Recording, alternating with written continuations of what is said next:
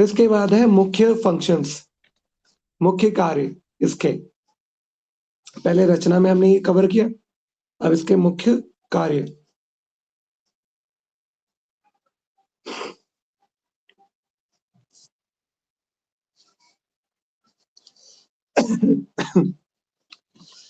रक्त चक्रिका शरीर की मरम्मत टीम की तरह काम करती है। इसमें आप लिखोगे क्या है इसके मुख्य फंक्शन। एक मुख्य फंक्शन तो आपको पता ही है, ठीक है, खून को बहने से रोकना।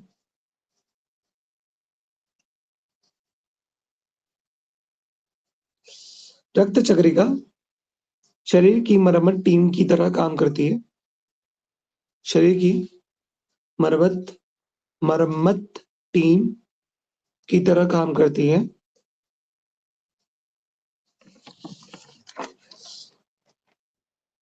इनके प्रमुख कार्य निम्नलिखित हैं। इनके प्रमुख कार्य निम्नलिखित है।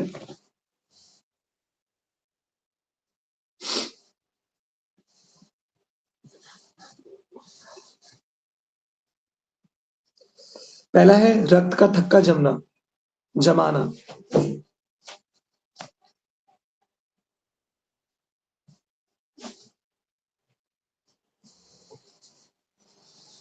पहला है हमारा रक्त का थक्का जमाना, ब्लड क्लॉटिंग।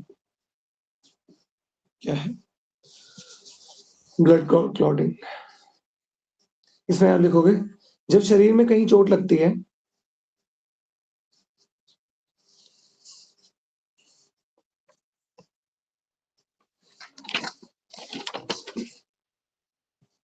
जब शरीर में कहीं चोट लगती है तो ये कोशिकाएं वहां तो ये कोशिकाएं वहां जमा होकर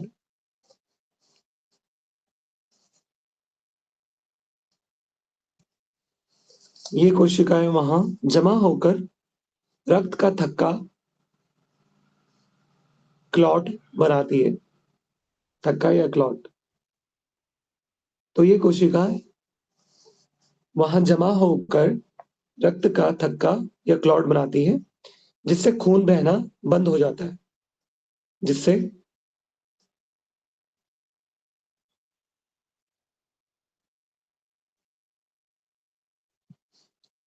खून बहना बंद हो जाता है।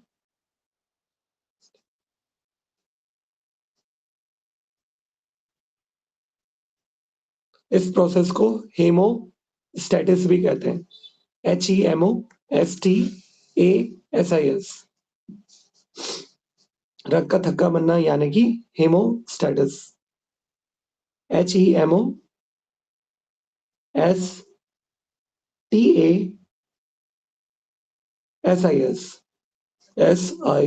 हेमोस्टेटिस।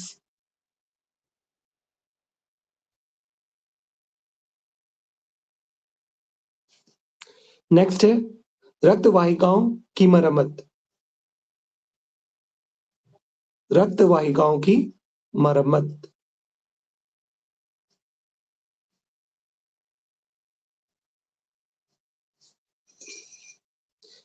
ये क्षतिग्रस्त रक्त वाहिकाओं, इसमें आप लिखोगे ये क्षतिग्रस्त रक्त वाहिकाओं, ब्लड वेसल्स, जिन्हें इंग्लिश में कहेंगे हम ब्लड वेसल्स,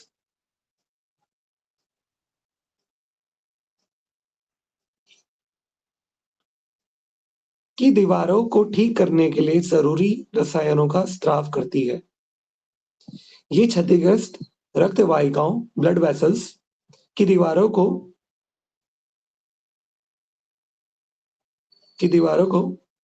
ठीक करने के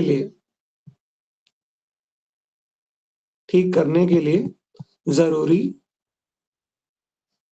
रसायनों का स्त्राव करती है।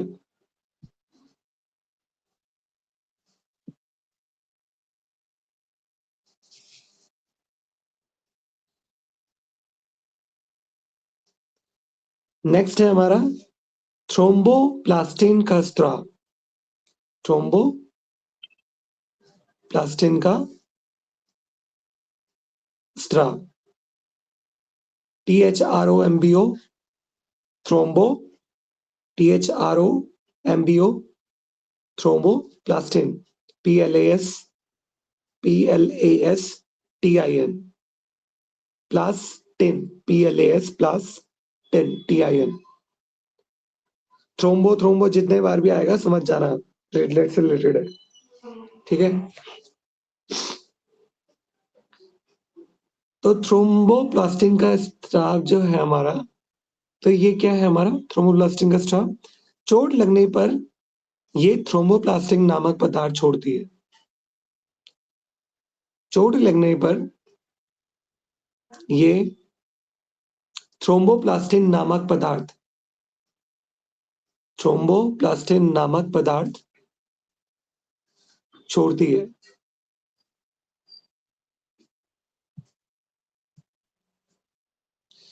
और ये क्या करता है, जो रक्त जमने की रासायनिक प्रक्रिया को शुरू करता है, जो हम ब्लड क्लॉटिंग कह रहे हैं ना, ये मतलब ये खून मतलब रक्त जमता है जहां पर, तो ये थ्रोम्बोप्लास्टिन है, ठीक है। ये प्रक्रिया क्या है, कौन सा बनाती है, थ्रोम्बोप्लास्टिन, जो रक्त जमने की रासायनिक प्रक्रिया को शुरू करता है।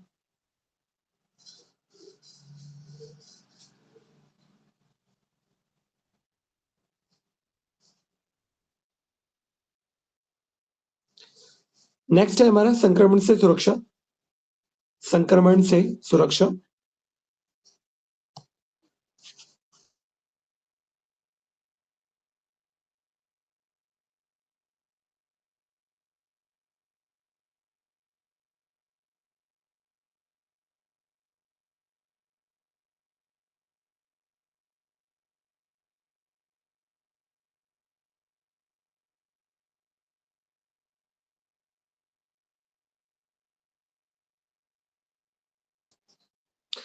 नेक्स्ट है हमारा संक्रमण से सुरक्षा।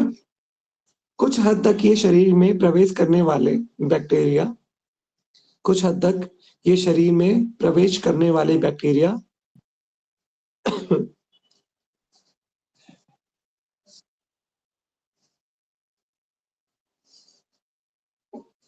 कुछ हद तक ये शरीर में प्रवेश करने वाले बैक्टीरिया को घेर कर उन्हें नष्ट करने में भी मदद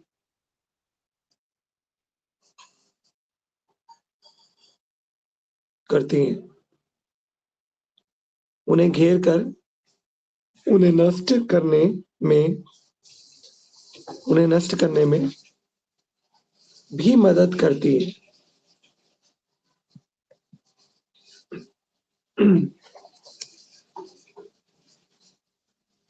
फिर उसके बाद महत्वपूर्ण थर्ड, अब ये थर्ड पॉइंट हम कवर कर रहे हैं, इसके अंदर अलग वो करेंगे। पहला था हमारा, पहला हमने किया था रचना, रचना के अंदर सारे मुख्य बिंदु कवर किए, फिर मुख्य कार्य के अंदर कार्य वाले बिंदु कवर किए। अब थर्ड है हमारा महत्वपूर्ण चिकित्सा स्थितियां, महत्वपूर्ण चिकित्सा स्थितियां।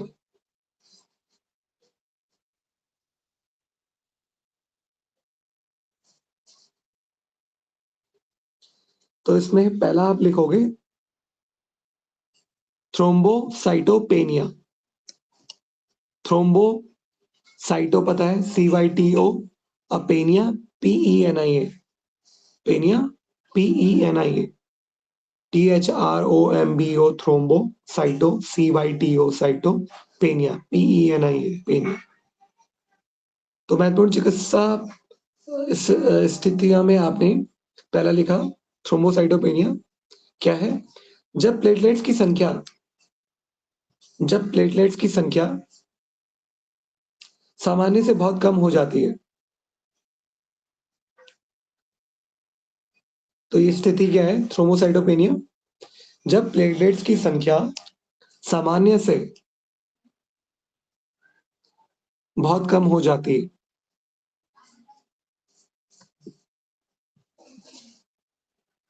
ब्रैकेट में लिखोगे जैसे डेंगू या मलेरिया में, जैसे डेंगू या मलेरिया में। जब हमें डेंगू होता है, मलेरिया होता है, तो उसमें हमारी प्लेटलेट्स क्या होती है, गिर जाती है, बहुत कम हो जाती है। तो वो स्थिति क्या है हमारी, थ्रोम्बोसाइटोपेनिया।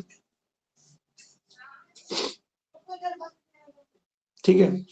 तो आंतरिक रक्तस्राव का खतरा बढ़ जाता है। ऐसे में क्या होता है, तो आंतरिक रक्तस्राव का खतरा बढ़ जाता है जब कोई इस स्थिति से गुजर रहा है, थ्रोम्बोसाइटोपेनिया से, तो उसमें क्या, उसका रक्तस्राव बढ़ जाता है, क्योंकि खून का थक्का जमेगा ही नहीं,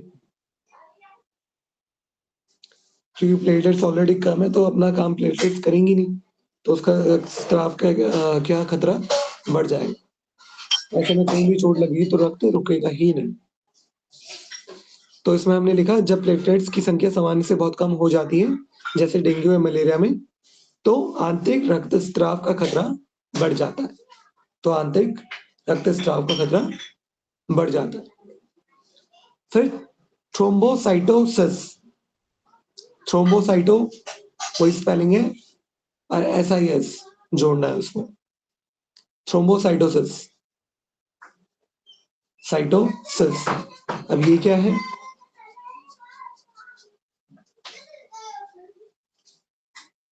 जब प्लेटलेट्स की संख्या बहुत अधिक बढ़ जाती है, एक में तो हमने देखा कि बहुत कम हो जाती है, अब थ्रोम्बोसाइटोसिस क्या है, इसमें प्लेटलेट सामान्य से ज्यादा बढ़ गई। ठीक है। तो थ्रोम्बोसाइटोसिस क्या है, जब प्लेटलेट्स की संख्या बहुत अधिक बढ़ जाती है या सामान्य से अधिक हो जाती है, जितनी होनी चाहिए उससे ज्यादा हो जाती है।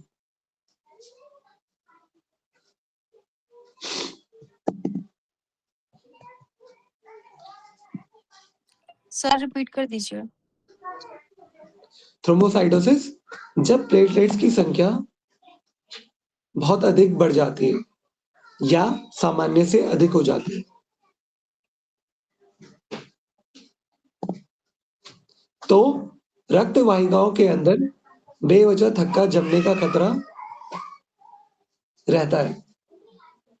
अब ऐसी स्थिति में क्या होगा, रक्त वाहिकाओं के अंदर थक्के जमने लग जाएंगे और ये ब्लड को पास नहीं होने देते। ठीक। तो जब प्लेटलेट्स की संख्या बहुत अधिक बढ़ जाती है, सामान्य से अधिक बढ़ जाती है, तो तो रक्त वाहिकाओं के अंदर बेवजह थक्का जमने का खतरा रहता है। रक्त वाहिकाओं के अंदर बेवजह थक्का जमने का खतरा रहता है,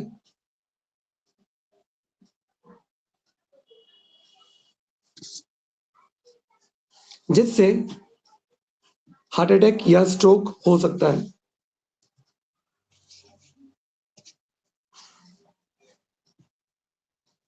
जिससे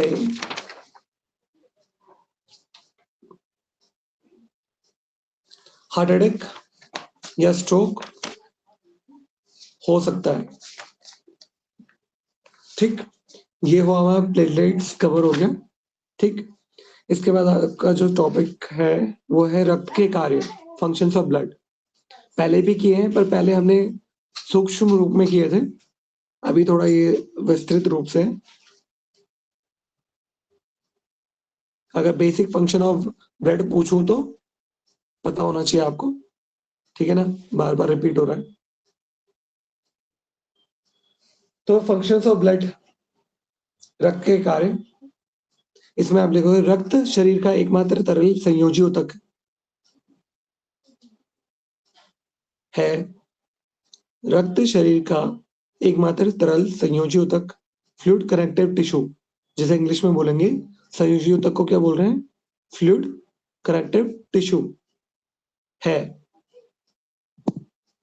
रक्त शरीर का एकमात्र तरल संयोजी ऊतक, इंग्लिश में फ्लूइड कनेक्टिव टिश्यू है।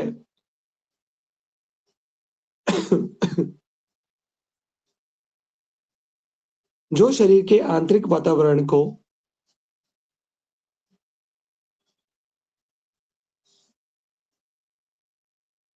जो शरीर के आंतरिक वातावरण को स्थिर बनाए रखने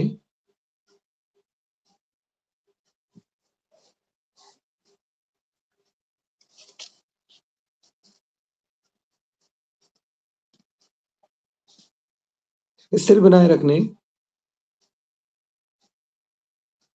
में मुख्य भूमिका निभाता है, में मुख्य भूमिका निभाता है।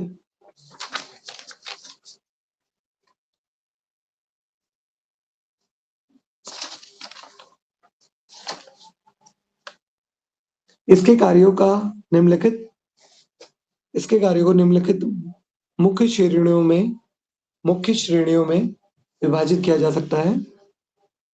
इसके कार्यों को निम्नलिखित मुख्य श्रेणियों में विभाजित किया जा सकता है।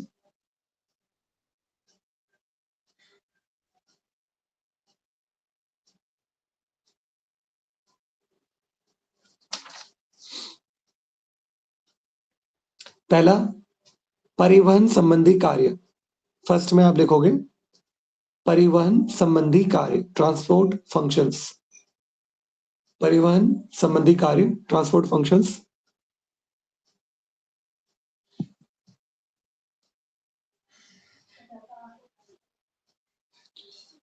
तो इसके अंदर पहला आप लिखोगे, ट्रांसपोर्ट फंक्शंस के अंदर पहला आप लिखोगे गैसों का परिवहन।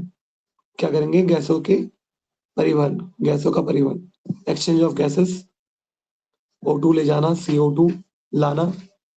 ठीक है, सबसे बेसिक कार्य है ब्लड का।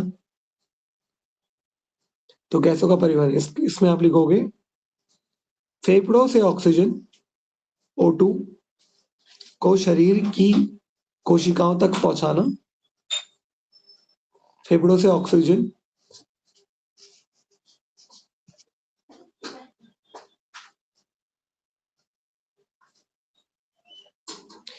ऑक्सीजन को शरीर की कोशिकाओं तक पहुंचाना और कोशिकाओं से कार्बन डाइऑक्साइड को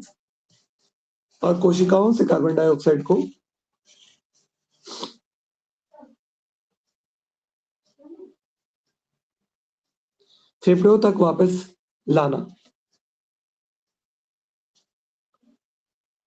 और कोशिकाओं से कार्बन डाइऑक्साइड को फेफड़ों तक वापस लाना रक्त का प्राथमिक कार्य है।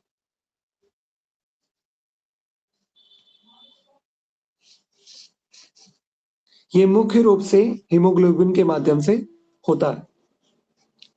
यह मुख्य रूप से हीमोग्लोबिन के माध्यम से होता है।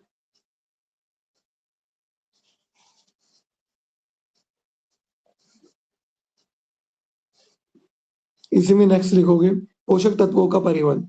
एक तो गैसों का परिवहन करता है, फिर क्या कहता है? पोषक तत्वों का परिवहन।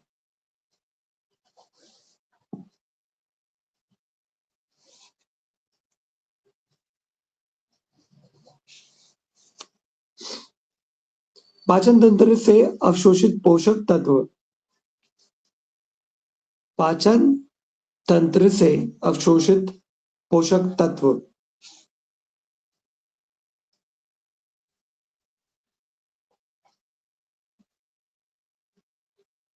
जैसे ग्लूकोज,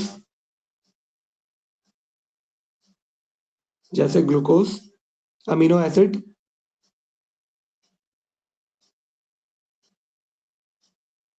विटामिन और लिपिड।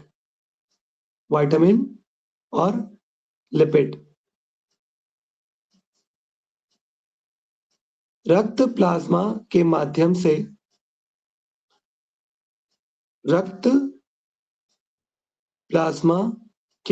से शरीर के विभिन्न अंगों तक पहुंचते हैं।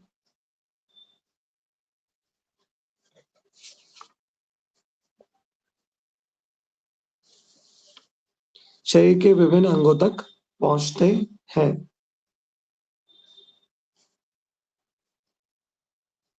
नेक्स्ट, इसी में नेक्स्ट है अपशिष्ट पदार्थों का उत्सर्जन। अपशिष्ट पदार्थों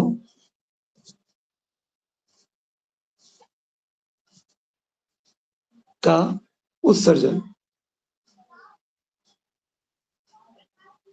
मेटाबॉलिज्म, इसमें लिखोगे मेटाबॉलिज्म के दौरान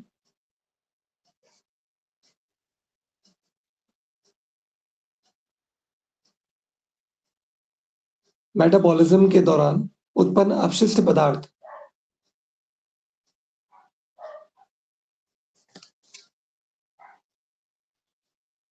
उत्पन्न अपशिष्ट पदार्थ जैसे यूरिया,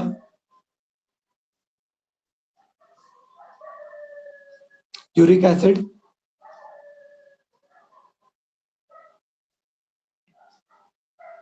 और क्रिएटिन। यूरिया, यूरिक एसिड और क्रिएटिन को रक्त वृक्क, वृक्क यानी किडनी तक पहुंचाता है, को रक्त वृक्क किडनी तक पहुंचाता है, जहां से उन्हें शरीर से बाहर निकाल दिया जाता है, जहां से उन्हें शरीर से बाहर निकाल दिया जाता है। ठीक, नेक्स्ट है हमारा हार्मोन का संचार।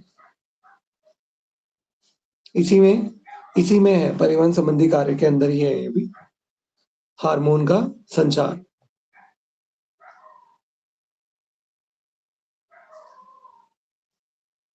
इसमें आप लिखोगे अंतःस्रावी ग्रंथियों, जिन्हें एंडोक्राइन ग्लैंड्स कहते हैं, एंडोक्राइन ग्लैंड्स इंग्लिश में। अंतःस्रावी ग्रंथियों, endocrine glands, ENDOCRINE glands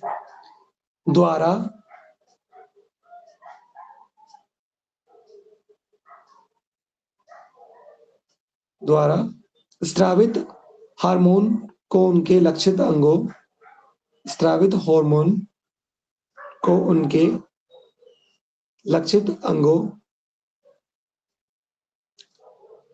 target organs लिख सकते हो आप ब्रैकेट में, तक रक्त ही पहुंचाता है।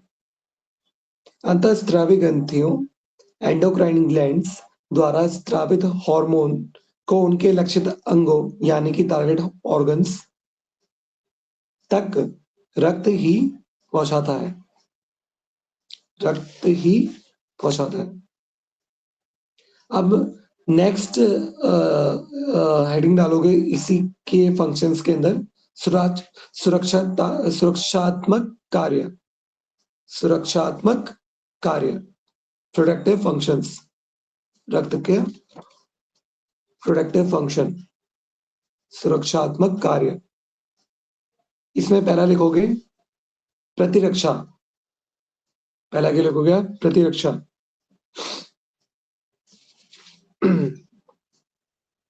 प्रतिरक्षा इम्यूनिटी, प्रतिरक्षा क्या होगी? इम्यूनिटी, ठीक है ना। इसमें आप लिखोगे रक्त में उपस्थित श्वेत रक्त कोशिकाएं, इसमें आप लिखेंगे रक्त में उपस्थित श्वेत रक्त कोशिकाएं, WBC।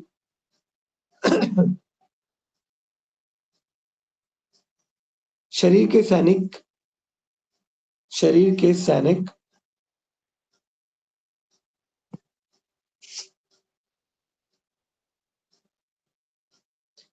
के रूप में कार्य करती है,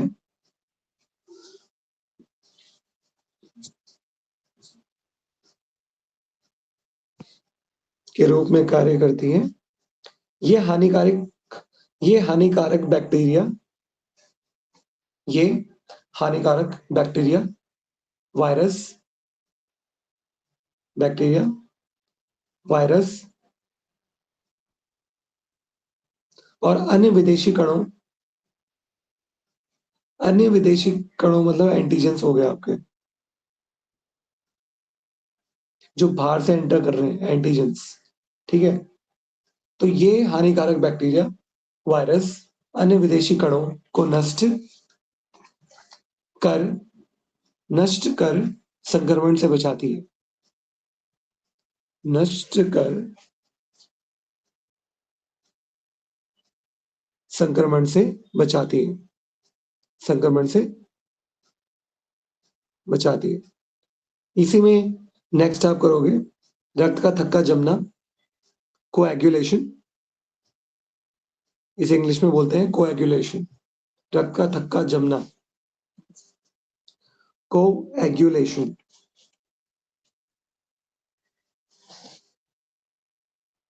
COAGULATION, कोएगुलेशन, LATION, एगुलेशन। इसमें आप लिखोगे चोट लगने पर प्लेटलेट्स और फाइब्रोजन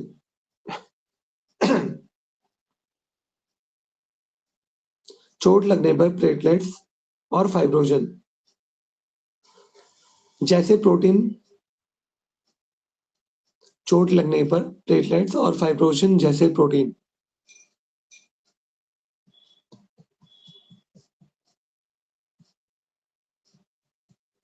रक्त का थक्का जमाकर अत्यधिक रक्तस्राव को रोकते हैं। रक्त का थक्का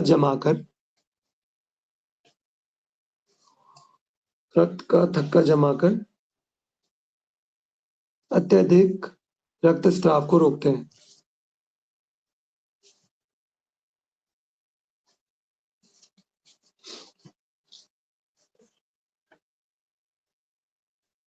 फिर नेक्स्ट आप लिखोगे एंटीबॉडीज निर्माण। एंटीबॉडी निर्माण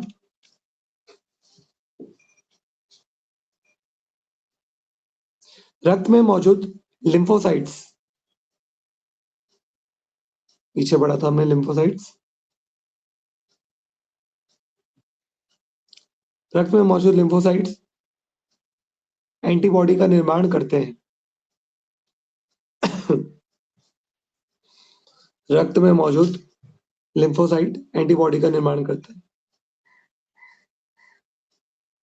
अब देखो सारा रक्त का फंक्शन, अगर आप ब्लड कंपोजिशन समझ गए हो, WBC, RBC, ये थ्रोम्बोसाइट्स, ये प्लेटलेट्स को थ्रोम्बोसाइट्स बोल रहे हैं, लिम्फोसाइट्स व्हाइट ब्लड सेल्स को कह रहे हैं।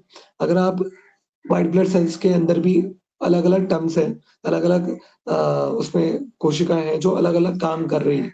अगर आप इन सबके काम समझ गए तो अल्टीमेटली आप जब भी रक्त के कार्य फंक्शंस में कभी भी क्वेश्चन आ गया रक्त के फंक्शंस लिखो तो आपको इन सब का फंक्शंस पता है, तो आप रक्त के फंक्शंस कितने भी बना सकते हो, कितने भी।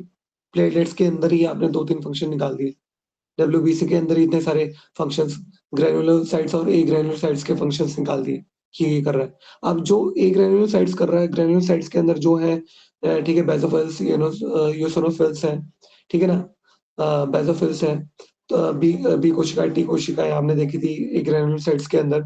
तो ये जो फंक्शंस कर रहे हैं ये अल्टीमेटली ब्लड के फंक्शंस ही हैं, मतलब ये ब्लड से अलग नहीं है। तो आप इनके फंक्शंस पे लिख सकते हो, ब्लड के कार्य में आप इनके फंक्शंस पे लिख सकते हो, क्योंकि ये जो फंक्शन कर रहे हो अल्टीमेटली ब्लड का फंक्शन है।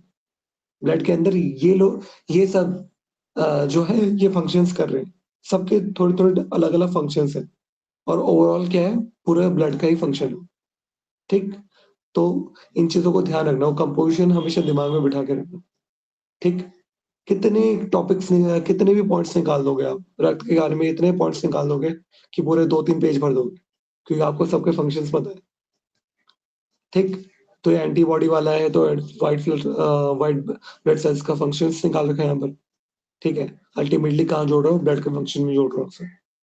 ठीक, तो जो टर्म्स हैं ये लिम्फोसाइट्स है, इनसे क्या होना, इनसे फेमिलियर हो जाओ, ब्लड कंपोजिशन बार बार देखो, उसको बार बार देखो, उससे फेमिलियर हो जाओ। ठीक, फिर एंटीबॉडीज निर्माण में आप क्या देखोगे, रक्त में मौजूद लिम्फोसाइट एंटीबॉडी का निर्माण करते हैं जो भविष्य में होने वाले रोगों के प्रति सुरक्षा प्रदान करते हैं, जो भविष्य में होने वाले रोगों के प्रति सुरक्षा प्रदान करते हैं।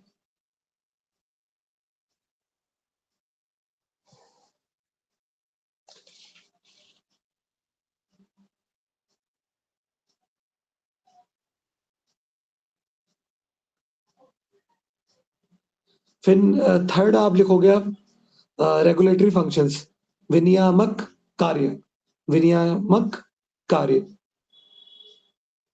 विनियामक कार्य, रेगुलेटरी फंक्शंस।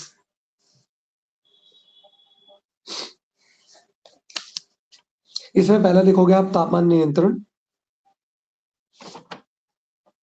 इसमें पहला आप लिखोगे तापमान नियंत्रण।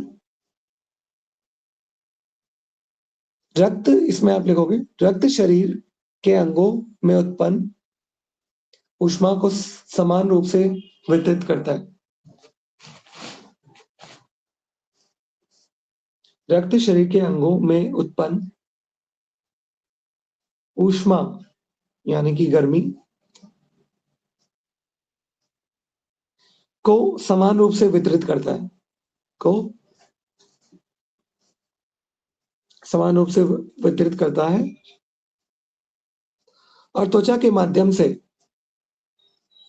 जो हमारी बॉडी में पोर्स होते हैं उनके माध्यम से पसीना निकलता है और त्वचा के माध्यम से ऊष्मा के क्षय को नियंत्रित कर और त्वचा के माध्यम से ऊष्मा के क्षय को क्षय को नियंत्रित कर शरीर का तापमान स्थिर नियंत्रित कर शरीर का तापमान स्थिर लगभग, ब्रैकेट में लिखना, लगभग 37 डिग्री सेल्सियस, लगभग 37 डिग्री सेल्सियस रखता है।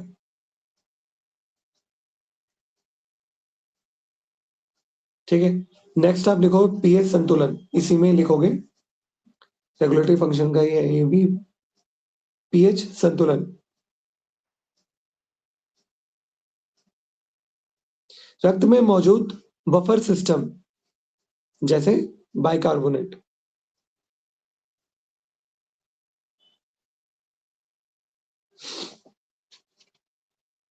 रक्त में मौजूद बफर सिस्टम जैसे बाइकार्बोनेट शरीर के पीएच स्तर को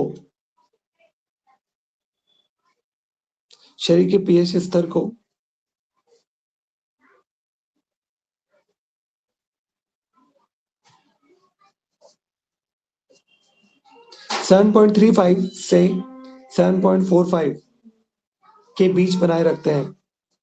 7.35 से 7.45 के बीच बनाए रखते हैं, जो कोशिकाओं क्रियाओं के लिए अनिवार्य है।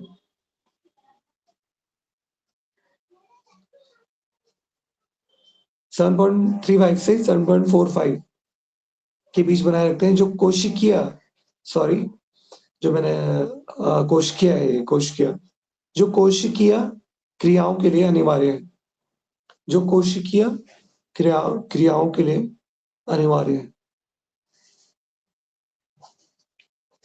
जो कोशिकीय क्रियाओं के लिए अनिवार्य है। नेक्स्ट आप लिखोगे जल संतुलन। जल संतुलन, इसमें आप लिखोगे रक्त कोशिकाओं और ऊतकों के बीच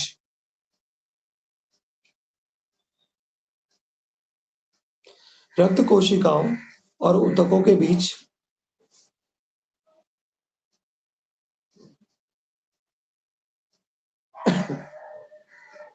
जल के वितरण को नियंत्रित करता है, जल के वितरण को नियंत्रित करता है,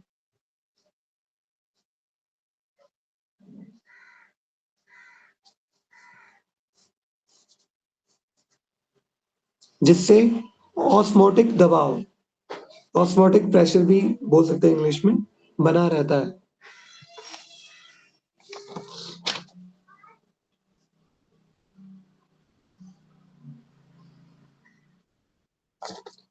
जिससे ऑस्मोटिक दबाव, ऑस्मोटिक प्रेशर बना रहता है।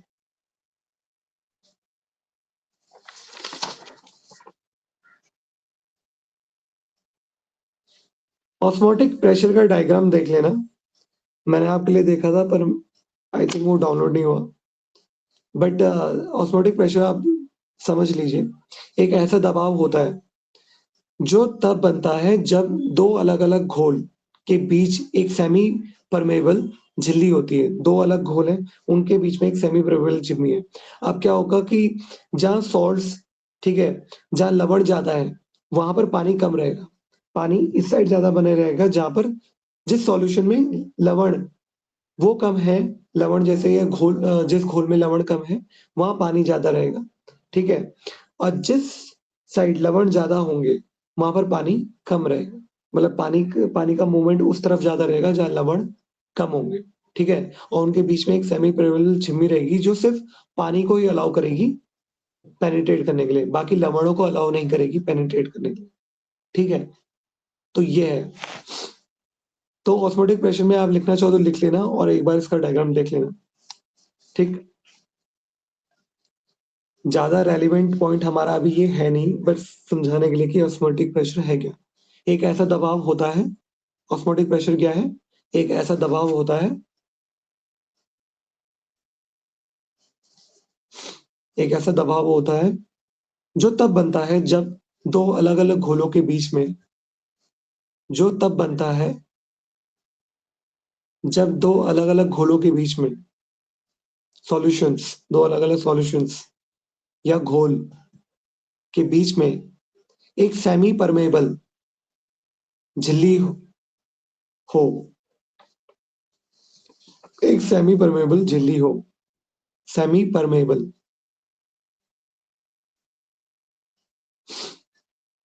इस झिल्ली से केवल पानी ही गुजर सकता है, जैसे मैंने बताया, उससे पानी कभी इस साइड कभी उस साइड, इस झिल्ली से केवल पानी ही गुजर सकता है, लेकिन घुले हुए पदार्थ, इस झिल्ली से केवल पानी ही गुजर सकता है, लेकिन घुले हुए पदार्थ जैसे लवण या शक्कर, लेकिन घुले हुए पदार्थ जैसे लवण या शक्कर नहीं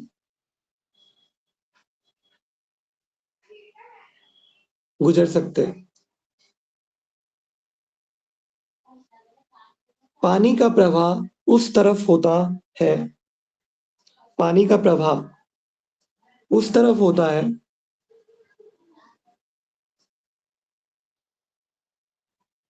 जहां घुले हुए पदार्थ कम होते हैं, जिस दो सॉल्यूशन है, दोनों सॉल्यूशन में से जहां घुले हुए पदार्थ मतलब लवण और ये शक्कर, ऐसे पदार्थ जहां कम होंगे वहां पानी का प्रभाव ज्यादा हो, ठीक है। तो पानी का प्रवाह उस तरफ होता है जहां घुले हुए पदार्थ कम होते हैं, जहां घुले हुए पदार्थ कम होते हैं, ताकि दोनों तरफ, ताकि दोनों तरफ घुलनशील पदार्थों का संतुलन बन सके, ताकि दोनों तरफ घुलनशील पदार्थों का संतुलन बन सके, ठीक।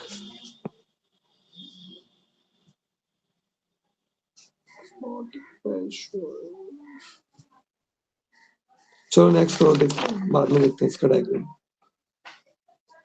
अब फोर्थ वाला लिखो, फोर्थ पॉइंट है नैदानिक महत्व, मतलब पहले हमने रेगुलेटरी फंक्शंस देखे थे, अब इसका देख रहे हैं हम डायग्नोस्टिक सिग्निफिकेंस, नैदानिक महत्व, डायग्नोस्टिक सिग्निफिकेंस।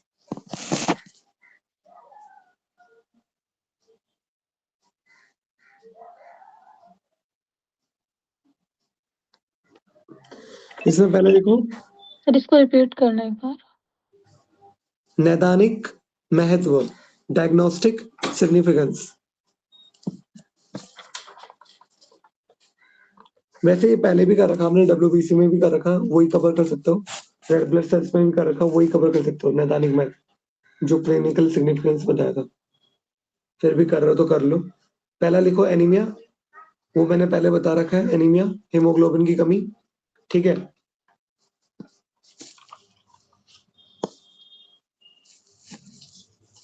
दूसरा लिखो ल्यूकेमिया, वो भी पहले बता रखा है, श्वेत रक्त कोशिकाओं की असामान्य वृद्धि, कैंसर है, ठीक है ना। फिर इसमें लिखो नेक्स्ट संक्रमण की पहचान,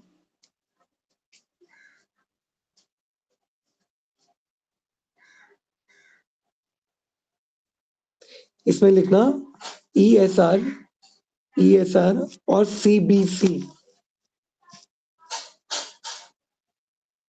संक्रमण की पहचान कैसे होती है? ESR और CBC परीक्षणों के माध्यम से शरीर में सूजन या संक्रमण का पता लगना। ESR CBC परीक्षणों के माध्यम से शरीर में सूजन या संक्रमण का पता लगना।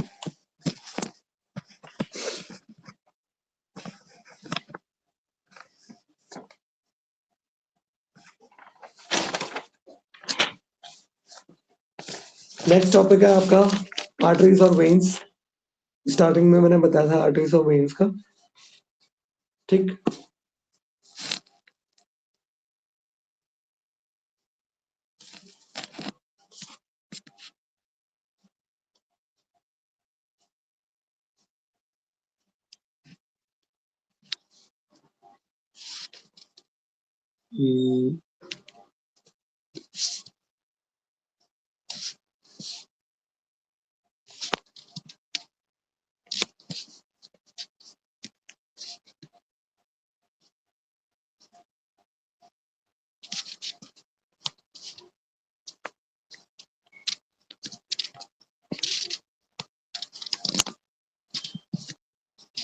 ये दिख रहा है तुम्हें ऑस्मोटिक प्रेशर? हाँ जी सर, देख रहे हैं। हाँ, तो ये सेमी परमेबल झिल्ली बीच में है, देखो, ठीक। और ये देखो, तो दो सॉल्यूशंस है, एक तरफ लवण ज्यादा है, ठीक है ना, तो जहाँ लवण होगा वहां पानी कम होगा, और जहाँ लवण ज्यादा होंगे वहां पानी कम होगा, और जिस साइड लवण कम होंगे उस साइड पानी होगा, just to maintain both the solutions, ठीक है। तो ये है उसका डायग्राम, ये देख लेना, ठीक। सेमी परमेबल झिल्ली है बीच में, वो सिर्फ पानी को अलाउ करेगी, लवणस को नहीं, ठीक है, सिर्फ पानी को अलाउ करेगी दोनों सॉल्यूशंस में आने जाने के लिए, ठीक। तो बस ये ध्यान रखना है। अभी इस डायग्राम को आप रिलेट करना जो मैंने लिखवाया उससे, जैसे आपके बेसिक नॉलेज के लिए, कोर्स के हिसाब से उतना रेलिवेंट नहीं है ना, बस जैसा आपको आइडिया हो सके इसलिए, ठीक। अब आओ आर्टरी और धमनी में। आर्टरी धमनी में आप लिखो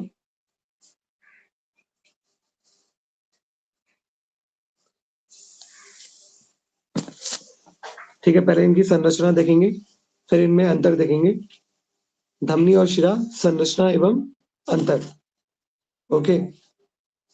तो उसकी संरचना में हम देखेंगे,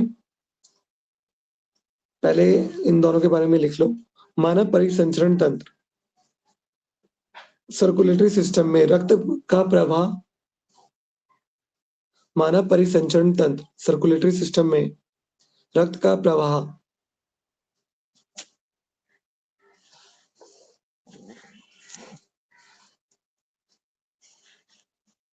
एक जटिल जाल के माध्यम से होता है, एक जटिल जाल के माध्यम से होता है,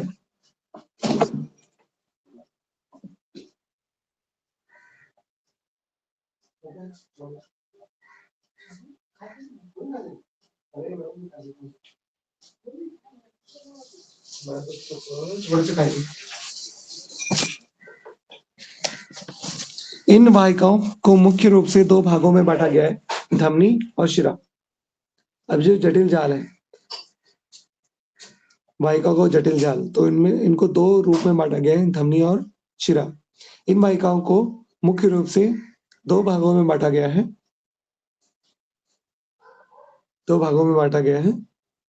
धमनी और शिरा।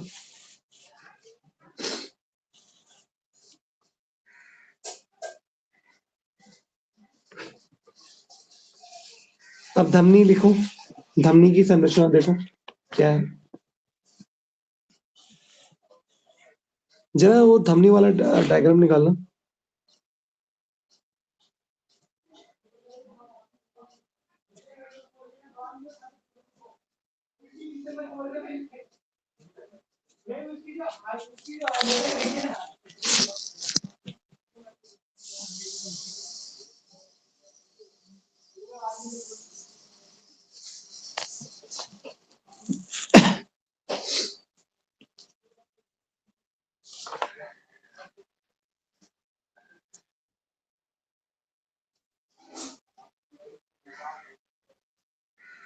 नहीं तो लिख ही लो पहले। चलो आएगा। तो देख लो धमनी, वेन और कैपिलरी, ये तीनों देख लो आप, ये है, ठीक है। अब धमनी है रेड कलर और वेन है हमारी ब्लू कलर की, ठीक है ना, ये देख लिया। तो पहले इनके कलर को बिठाओ दिमाग में। फिर धमनी का आप होल देखो, जो बीच का गुहा है वो छोटी है, वेन की गुहा क्या है, चौड़ी है। इसका कारण भी मैंने बताया था, ठीक। और कैपिलरीज देख लो आप, ठीक है, जो दोनों आपस में मिल रही है तो कैपिलरीज फॉर्म कर रही है, ठीक। ये बेसिक बिठाया, ओके। अब लिखो धमनी की संरचना।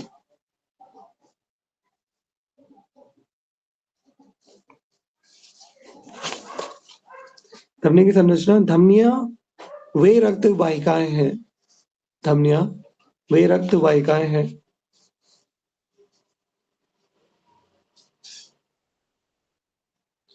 जो रक्त को हृदय से शरीर के अन्य अंगों तक ले जाती है, ठीक।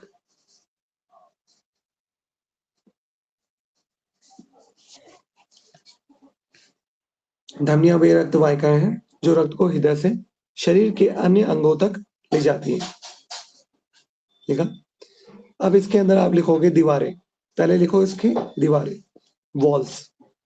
मैंने बताया था इनकी दीवारें क्या होती है, मोटी होती है, मजबूत होती है, क्योंकि इन्हें अत्यधिक ब्लड प्रेशर झेलना पड़ता है, ठीक है। पतली होंगी तो फट जाएंगी, इसलिए क्या है, मोटी है। ये देख रहे हो धमनी, धमनी क्या है, आपको ये पतली दिख रही होगी, एक्चुअली इसकी जो लूमेन है वो संकरी है। इसका कारण क्या है, जो इसकी साइड वॉल्स है, ये देखिए जो साइड वॉल्स है आर्टरी की, वो क्या है, चौड़ी है, मोटी है। इसका कारण यही है कि इन्हें बहुत ही अत्यधिक ब्लड प्रेशर झेलना पड़ता है इन वॉल्स को। अगर ये मोटी नहीं होंगी, मजबूत नहीं होंगी तो फट जाएंगी, फट गई तो काम खराब, ठीक है, इसलिए मोटी है, ठीक है। ब्लड प्रेशर यहाँ पर बहुत तेजी से जाता है नीचे, ओके। वहीं आप वेन को देखोगे तो वेन का जो वॉल्स है पतली है, और इसी वजह से बीच का जो गुहा है, लुमेन है, उसको ज्यादा स्पेस मिल गया, ठीक है। रचना ही ऐसी हुई है, तो ज्यादा स्पेस मिल गया, तो ज्यादा स्पेस मिल गया तो ज्यादा ब्लड कैरी करती है, तो ज्यादा ब्लड कैरी करती है, पर स्पीड से कैरी नहीं करती, बहुत ही धीमी स्पीड से कैरी करती है, कि हार्ट तक ही बहुत ही धीमी स्पीड से जाए। तो इसलिए इसका पाइप क्या है, इसका जो बीच का गुहा प्रदेश है वो क्या है, चौड़ा है, ठीक है ना। तो जहां पर जरूरत जैसी है आर्टरी वैसी बनी हुई है, वेन को वैसे ही डिजाइन कर रखा है, ठीक है, कि ब्लड ये ले जा सके आराम से। तो पहला हमारा वॉल्स है, तो दीवारें क्या है, वॉल्स। धमनियों की, इसमें आप लिखोगे धमनियों की दीवारें मोटी, धमनियों की दीवारें मोटी,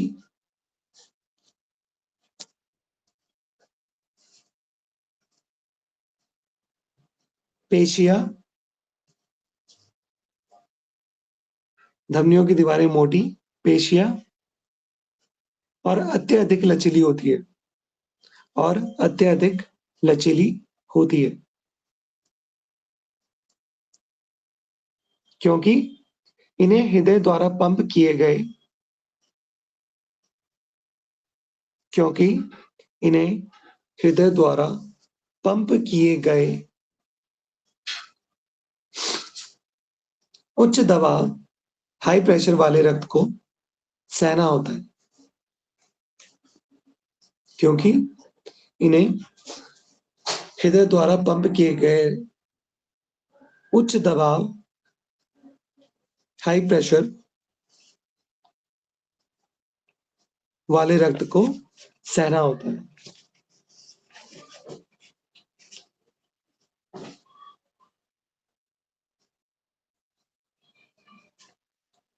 ठीक। नेक्स्ट आप लिखो परतें, लेयर्स। अब इसमें 3 परतें हैं, एक आपको बाहर की दिख रही होगी, एक आपको मिडिल की दिख रही होगी, आपको अंदर की दिख रही होगी। ठीक है, 3 परतें। 3 परतों वाला डायग्राम भी था नितिन जी।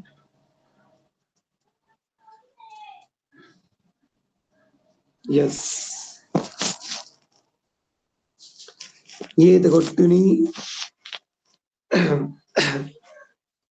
तो ये है हमारा टूनिका एडवेंटिटा।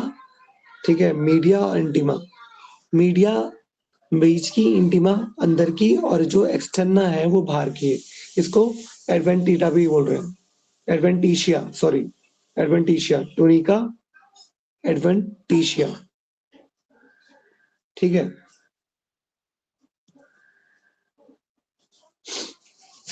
ठीक। एक्सटर्ना मतलब बाहर, मीडिया अंदर, मिडिल वाली, और टूनिशिया इंटरना क्या है, अंदर की, और लुमेन क्या है, ये देखो लुमेन अंदर का भाग। तो ये डायग्राम बहुत अच्छा है, ये अलग, इसमें सारे कवर हो रहे हैं। लुमेन भी आपको पता चल गया, जो बीच का हॉलो स्पेस है उसे लुमेन बोल रहे हैं। इंटरना, जो अंदर वाली लेयर है उसको बोले टूनिका इंटरना। और फिर आपका आ रहा है मीडिया, मतलब मिडिल वाली लेयर। और थर्ड लेयर क्या है, आउटर लेयर, एक्सटर्नल, जिसे एडवेंटिशिया भी बोल रहे हैं। ठीक है, तो परतों में आप लिखोगे इनकी दीवारें 3 परतों से बनी है, 3 परतों से बनी है। उन तीनों दीवारों का नाम लिख लो, टूनिका इंटरना, टूनिका मीडिया और टूनिका एक्सटर्नल।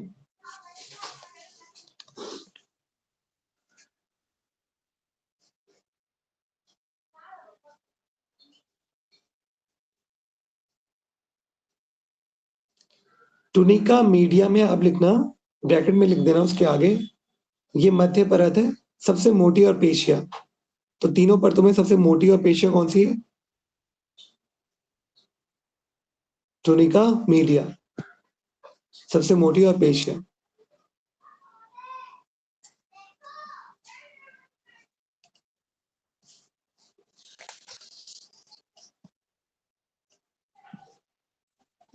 अब नेक्स्ट आप लिखो लुमेन, गुहा। दिख रहा है आपको, लुमेन दिख रहा है, हॉलो स्पेस। तो नेक्स्ट आप लिखोगे गुहा, लुमेन।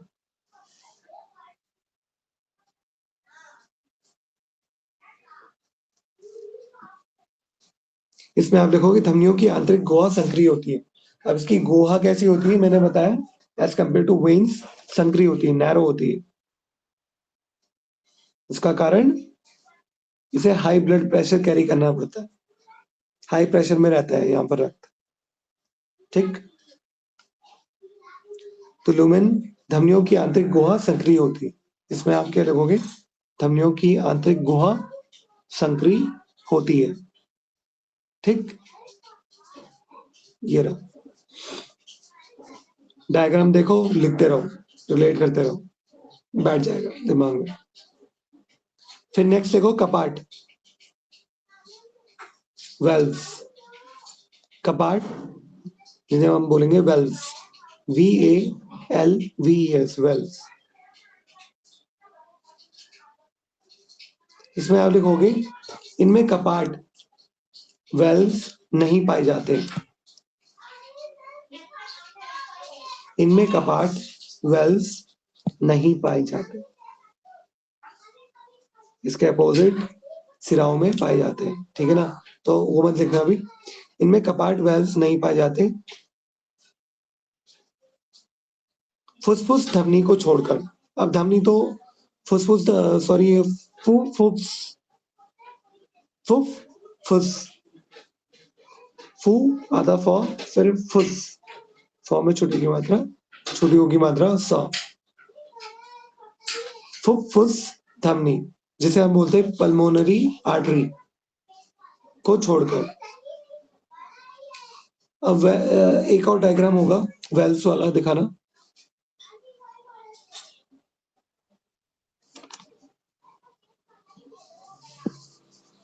ये ठीक है, तो अभी मैं कल करूंगा एक्सप्लेन, अभी आप वेल्व्स देखो। यहाँ पर आप देखो आर्टरी है, तो आर्टरी में आपको वेल्व्स नहीं दिख रही है, और वेल्व्स यहाँ दिख रही है, ये देखो वेल्व क्या है, ये देखो ये रही, ये जो दो एरो की तरह दिख रही है नीचे से और ऊपर से आ रही है, ये होगी हमारी वेल्व। ठीक है, इसका काम होता ये है, ये आर्टरी में नहीं है और वेन में इसलिए है क्योंकि आर्टरी क्या कर रही है, ब्लड को नीचे ले जा रही है। ठीक है, तो आर्टरी यहाँ पर ब्लड मतलब बैक होने का कोई मतलब नहीं बनता कि वो नीचे ही फ्लो करेगा, क्योंकि जो हमारे ब्लड की संरचना है और जो ब्लड फ्लो है वो नीचे की तरफ ज्यादा रहता है ना। बट वेन्स क्या करती है, डीऑक्सीजनेटेड ब्लड को लेके आती है। ठीक है, from the different parts of the body, different organs of the body. अब वो उसको लेके आना है कहाँ तक, दिल तक लेके आना है और ऊपर की साइड लेके आना है। ऊपर की साइड लेके आना है तो यहाँ पर क्या है, वेल्व्स है। अब ये जो वेल्व होती है ना, ये ब्लड को नीचे नहीं आने देती। जब वेन अपना फंक्शन कर रहा है कि डिफरेंट पार्ट्स या डिफरेंट ऑर्गन से ब्लड को ला रहा है ऊपर, राइट, बट ये वेल्व क्या करेगी, उस ब्लड को नीचे नहीं जाने देगी वापस, नहीं तो वेन का फंक्शन तो फेल हो जाएगा। तो ये वेन के फंक्शन में मदद करती है कि वो ऊपर ब्लड ला रहा है तो ये नीचे नहीं आने देगी। तो इन वेल्व का काम ये है। तो वेन में इसकी जरूरत है इसलिए ये यहाँ है, पर आर्टरीज में इनकी जरूरत नहीं है तो आर्टरीज में ये एब्सेंस रहती है, राइट। बट ये कह रहा है एक धमनी है, फुफ्फुस धमनी, थोड़ा डिफिकल्ट लगता है मुझे बोलना, फुफ्फुस धमनी, पल्मोनरी आर्टरी। तो ये एक एकलौती आर्टरी है जिसमें वेल्स पाई जाएगी, क्योंकि ये आर्टरी जो नॉर्मल आर्टरीज है उनके अपोजिट काम करती है। नॉर्मल आर्टरी क्या कर रही है कि ऑक्सीजनेटेड ब्लड को लेके जा रही है, बट फुफ्फुस धमनी क्या कर रही है, जो पल्मोनरी आर्टरी है तो आर्टरी, पर ये ऑक्सीजन रहित ब्लड को लेके जाती है। पहली आर्टरी है, ये सिंपल ब्लड को लेके जाती है फेफड़ों तक, वहां पर क्या होता है, गैसेस एक्सचेंज होते हैं, फिर ब्लड जो होता है ऑक्सीजनेटेड होता है, फिर वो different parts of the body में जाता है आर्टरीज के थ्रू। तो ये जो पल्मोनरी आर्टरी है it is blue in colour, और आपने आर्टरीज का देखा था they are red in colour. तो ये ब्लू इसलिए क्योंकि अपोजिट काम कर रहा है नॉर्मल आर्टरीज के कंपैरिजन में, और ये ब्लड को लाता है आराम। ये क्या है, और आर्टरीज क्या है, तेज स्पीड से ब्लड को ले जाएंगी। ये जो पल्मोनरी आर्टरी है ये स्लो स्पीड में लाएगा, चौड़ी है स्लो स्पीड में लाएगा, वेव्स नहीं, इसमें वेव्स देखने को मिलेगी आपको। ठीक है ना, तो ये है पल्मोनरी आर्टरी, आप ये देख लो, है ना, और ये पल्मोनरी वेन है। ठीक है, it is red in colour. और आपने अभी जो डायग्राम देखा था आर्टरी और वेन्स का, वेन ब्लू इन कलर और artery red in colour, but जब हम पल्मोनरी वेन और आर्टरी की बात कर रहे हैं तो ये दोनों डिफरेंट है, मतलब कलर में एक्सचेंज हो जा रहा है। फिर वेन रेड बन जा रही है इसमें और जो आर्टरी है वो ब्लू बन जा रही है, क्योंकि दोनों अपोजिट काम कर रहे हैं। ठीक है, तो ये है इसमें। तो इसका आप थोड़ा कल करेंगे, वेन्स का कल करेंगे, और पल्मोनरी आर्टरी के बारे में आपको थोड़ा लिखवा दूंगा, है ना। आज के लिए इतना ही, ठीक।